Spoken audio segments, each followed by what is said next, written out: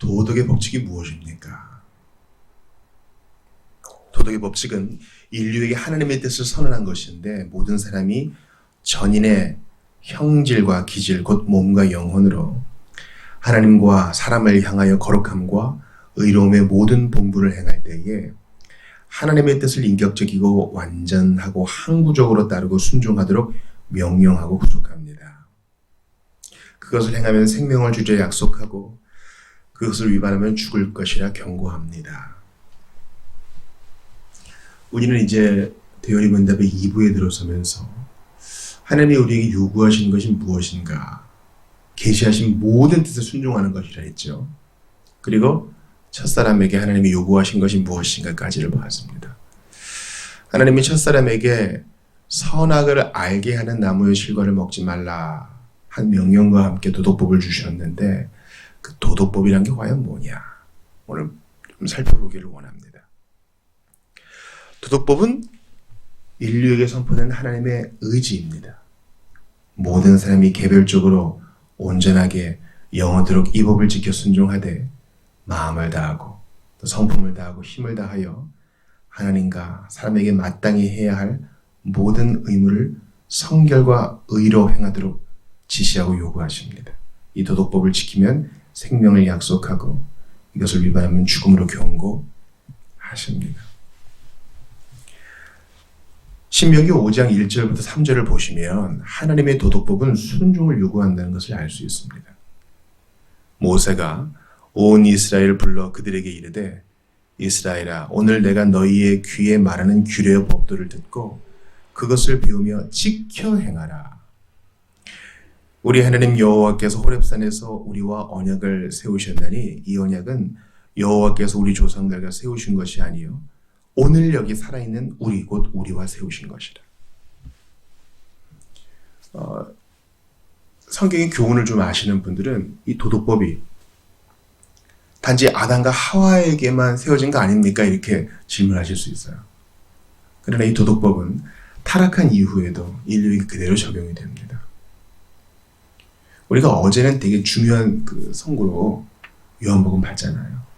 사람이 이것을 지켜 행하려고 한다면 그때 이게 하나님께로부터 왔는지 알게 될 것이다. 이 말씀을 순종하고 실천하는 이 동기, 의심 가득한 동기가 아니라 내 마음에 가닿지 않아도 느껴지는 거 없어도 이건 하나님 말씀이니까 준행해야 한다. 그래서 친절을 베푸는 예를 들었죠. 그렇게 할 때 이 말씀 진리구나 알게 된다는 거죠. 그 권위의 원천을 알게 된다는 거죠. 모세도 신명기에서 하나님 말씀을 전할 때 이 말씀을 배우고 또 지켜 행하라 이렇게 얘기합니다. 왜냐하면 이 언약은 옛날에 조상들과 세우신 거 아니고 바로 지금 오늘 여기 살아있는 우리 곧 우리와 세우신 언약이기 때문에 바로 지금 여기서 주의 도덕법을 지키라 하나님 말씀을 지켜 행하라 라고 하는 것입니다. 우리에게도 적용되죠. 하나님은 우리에게 마땅히 행할 바를 알려주시고 또 도덕법을 양심에도 새겨주셔서 성경도 주시고 이래서 우리가 행할 것은 행하고 미워할 것은 미워하고 지킬 것은 지키게 하십니다. 하나님의 도덕법은 순종을 요구합니다. 바로 지금 여기서. 하나님의 율법은 하나님의 뜻의 계시입니다. 신명기 5장 31절 일단 33절을 봅시다. 너는 여기 내 곁에 서 있으라. 내가 모든 명령과 규례와 법들을 내게 이르리니 너는 그것을 그들에게 가르쳐서 내가 그들에게 기업으로 주는 땅에서 그들에게 이것을 행하게 하라 하셨나니 그런즉 너희 하나님 여호와께서 너희에게 명령하신 대로 너희는 삼가 행하여 좌로나 우로나 치우치지 말고 너희 하나님 여호와께서 너희에게 명령하신 모든 도를 행하라. 그리하면 너희가 살 것이요 복이 너희에게 있을 것이며 너희가 차지한 땅에서 너희의 날이 길리라. 하나님의 도덕법은 주님의 모든 명령과 규례와 법도입니다. 하나님의 뜻이 반영되어 있습니다. 실로 하나님의 도덕법은 하나님의 끝입니다. 이게 성경에 기록되어 있고 우리 양심에 기록되어 있습니다. 아주 단순합니다. 지켜 행하면 살 것입니다. 지켜 행하면 복을 받을 것입니다. 간혹 어떤 복음주의자들이 법을 지켜 행하는 것은 율법주의자들이나 하는 것이야 이렇게 얘기하는데 그것은 율법의 세 가지 용도를 모르기 때문입니다. 율법은 거울로서의 기능도 하지만 구원받은 신자가 오롯이 어떻게 살아야 될지 알려주는 내 발의 등의 역할도 하는 것이죠. 그래서 그 발의 등, 나의 길의 빛만 따라가면 안전하고도 보장된 복을 누릴 수 있어요. 그러나 아예 불필요 없어 하고 가로등도 없는 길을 가다가는 큰일 나죠. 도덕법은 인간의 전인이 하나님을 따를 것을 요구합니다. 누가복음 10장 26절부터 27절 봅시다. 예수께서 이르시되 율법에 무엇이라 기록되었으며 네가 어떻게 읽느냐? 대답하여 이르시되 내 마음을 다하며 목숨을 다하며 힘을 다하며 뜻을 다하여 주 너의 하나님을 사랑하고 또한 내 이웃을 내 자신같이 사랑하라 하였나이다. 우리 주님께서 율법과 선지자를 이렇게 요약해 주셨어요. 바로 하나님 사랑과 이웃 사랑이다. 이게 도덕법의 요약입니다. 주일에 공적 예배를 드릴 때 10계명을 읽거나 또 이것을 낭송하죠. 하나님의 도덕법은 여전히 살아있습니다. 이건 비신자에게도 적용되고 우리 신자에게도 적용됩니다. 우리는 매주일 언약을 갱신하는 예배를 드릴 때 이 도덕법의 반포를 듣습니다. 그리고 그렇게 하지 못한 나를 봅니다. 십자가로 돌아갑니다. 다시 구원받으라는 말이 아니라 거기서 뿌려진 피를 기억하며 우리 발에 묻은 먼지를 씻어냅니다. 주님은 우리를 새롭게 하시사 다시 언약뱅 속으로 무장시켜 파송하십니다. 하나님 사랑과 이웃 사랑을 하는 것, 거기에 대해 배우는 게 아니라 행하는 것을 주님은 원하십니다. 우리의 전인격이, 즉 마음과 목숨과 힘과 뜻, 지성을 다하여 열정 어린 사랑을 통하여 의지 어린 순종을 통해서 주님은 도덕법에 행함을 원하십니다. 갈라디아서 3장 10절을 보면 하나님의 법은 전체적이고도 완전한 순종을 요구하신다는 것을 알 수 있습니다. 무릇 율법 폐기에 속한 자들은 저주 아래에 있나니 기록된 바 누구든지 율법책에 기록된 대로 모든 일을 항상 행하지 아니하는 자는 저주 아래에 있는 자라 하였습니다. 이제 여기서 우리의 시각적 개선이 필요하죠. 우리의 관점의 변화가 필요합니다. 하나님의 도덕법은 보니까 나름 순종했다. 이것으로 끝나는 것이 아닙니다. 하나님의 도덕법은 처음부터 끝까지 주님이 명하신 바를 완전히 순종하는 것을 요구하십니다. 갈라디아서 3장 10절이 얘기하죠. 율법책에 기록된 대로 모든 일을 항상 행하지 아니하는 자는 저주 아래에 있다. 모든 것을 항상. 이것은 우리를 매우 비참하게 합니다. 거울로는 안 되는 것을 알게 합니다. 하나님의 말씀이 우리에게 가르치시는 바, 그것은 항상 옳고 순전하죠. 그러나 문제는 지켜 행하지 못하는 나에게 있어요. 하나님의 도덕법은 항상 옳습니다. 공명정대하시고 의와 사랑 자체이신 하나님께서 우리에게 요구하시는 것은요, 참으로 합당한 것이에요. 문제는 그것을 행할 능력을 상실한 죄인된 인간에게 있는 것입니다. 도덕법이 문제가 있는 게 아니에요. 너무 가혹하다, 그렇게 따지면 안 됩니다. 문제는 하나님이 그렇게 행할 수 있는 조건을 첫사람에게 주셨는데 그가 그것을 고의로 무시하고 하나님의 법을 어김으로 그 능력을 상실했으며 그의 후손 모두가 상실한 데 있습니다. 아담 안에서 우리 모두에게 책임이 있는 것이지 도덕법에 문제가 있는 것이 아닙니다. 모든 일을 기록된 대로 항상 행하는 것. 전체적이고도 완전한 순종을 요구하기 때문에 이것은 우리로 하여금 한숨을 자아내게 합니다. 누가 이것을 다 지킬 수 있는가? 이 한숨에 대한 대답이 바로 주 예수 그리스도의 십자가입니다. 데살로니가전서 5장 23절 보면 하나님의 법은 인간의 전인과 관계한다는 것을 알 수 있습니다. 평강의 하나님이 친히 너희를 온전히 거룩하게 하시고 또 너희의 온 영과 혼과 몸이 우리 주 예수 그리스도께서 강림하실 때에 흠없게 보존되기를 원하노라. 우리를 온전히 거룩하게 되고 우리가 온전히 보존될 때 바로 혼과 영과 몸, 우리의 전인격이 관련된다는 것을 성경은 말해주죠. 그러므로 영으로도 순종,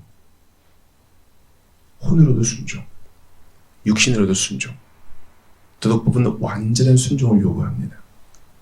우리를 더욱 절망케 하고 한숨 짓게 하며 우리로 하여금 더욱더 그리스도의 십자가를 향하게 합니다. 누가복음 1장 75절을 보면 하나님의 법은 하나님을 섬김에 있어서 거룩과 의를 요구한다는 것을 알 수 있습니다. 종신토록 주의 앞에서 성결과 의로 두려움이 없이 섬기게 하리라 하셨도다. 주님 앞에서 성결과 의로 두려움 없이 섬기는 것. 우리 힘으로 안 되고요. 예수 그리스도를 통해서만 가능합니다. 야고보서 2장 10절은 우리를 더욱더 궁지에 몰아넣습니다. 누구든지 온 율법을 지키다가 그 하나를 범하면 모두 범한 자가 되나니. 그러므로 우리의 반응은 둘 중 하나입니다. 잠깐만 기회를 줘보세요. 제가 한번 다 해볼게요. 그리고 나름대로 노력하면 그래도 좀 정상 참작이 되지 않을까요? 안 됩니다. 우리는 대충 한 걸로 쳐 이렇게 하는데 익숙하지만 하나님은 그러실 수 없습니다. 만약에 그런 타협이 있다면, 그런 도덕법에 타협이 있다면, 도덕법을 시행하는 데 타협이 있다면 하나님의 속성에 뭔가 문제가 있는 거예요. 하나님은 대충 넘어가시는 분이구나. 벌써 하나님의 속성과 어그러집니다.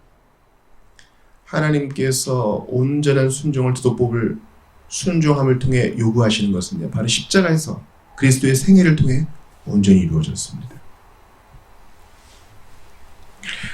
사도행전 24장 16절을 보면 하나님의 법은 하나님을 향한 의무와 사람을 향한 의무를 포함한다는 것을 알 수 있어요.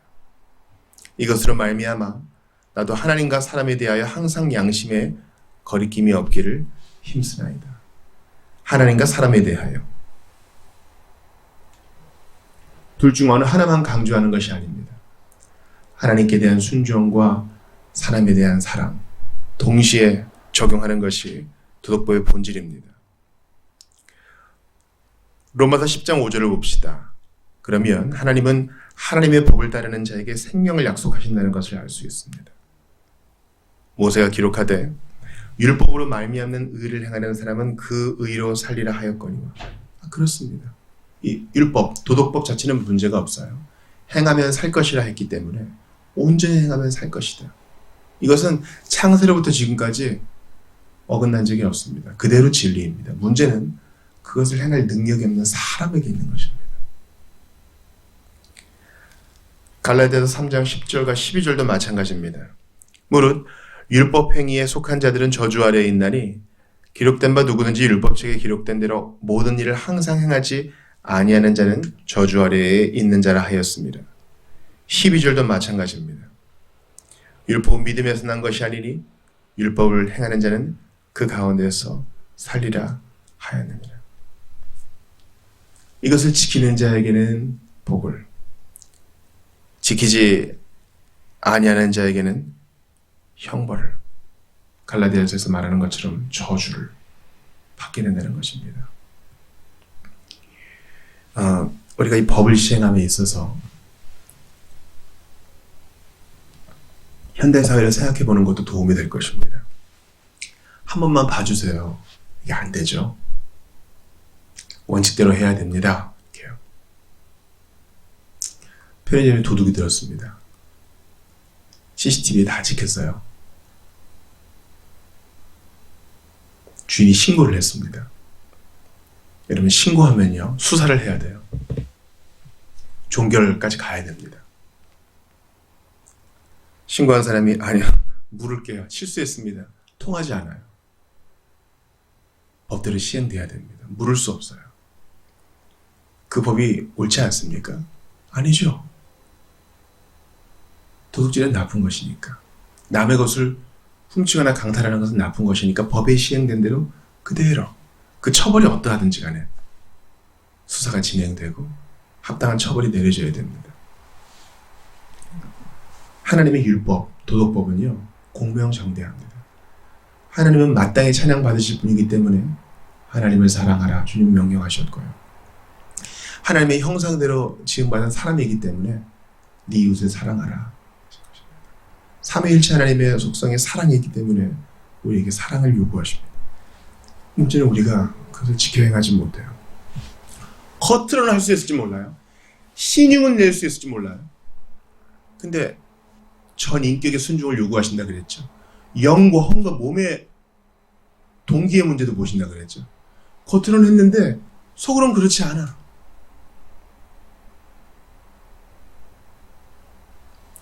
우리 모두를 한숨 짓게 합니다. 그럼 어떡합니까? 여러분이 부채가 있다고 생각해 보세요. 갚아야 될 때가 왔어요. 못 갚아요. 내가 사업을 잘 못하고 돈을 운용을 잘 못했어요. 고지서가 날라와요.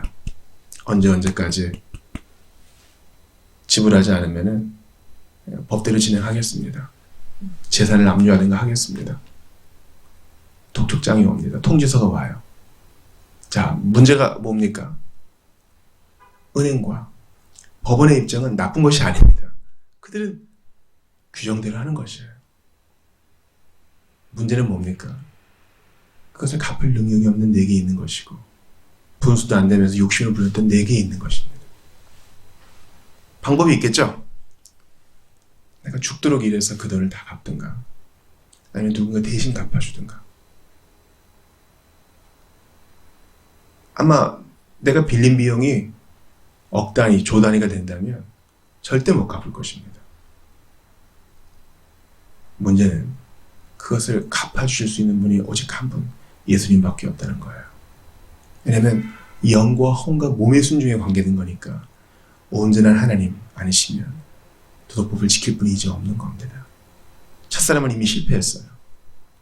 주님은 하나님의 도덕법의 순종을 통한 영생에 이르는 길, 바로 예수님을 통해 열어주셨습니다. 공명정대하신 하나님의 법을 온전히 지킬 수 있는 분, 그분이 오셔서 이 일을 행하셨습니다.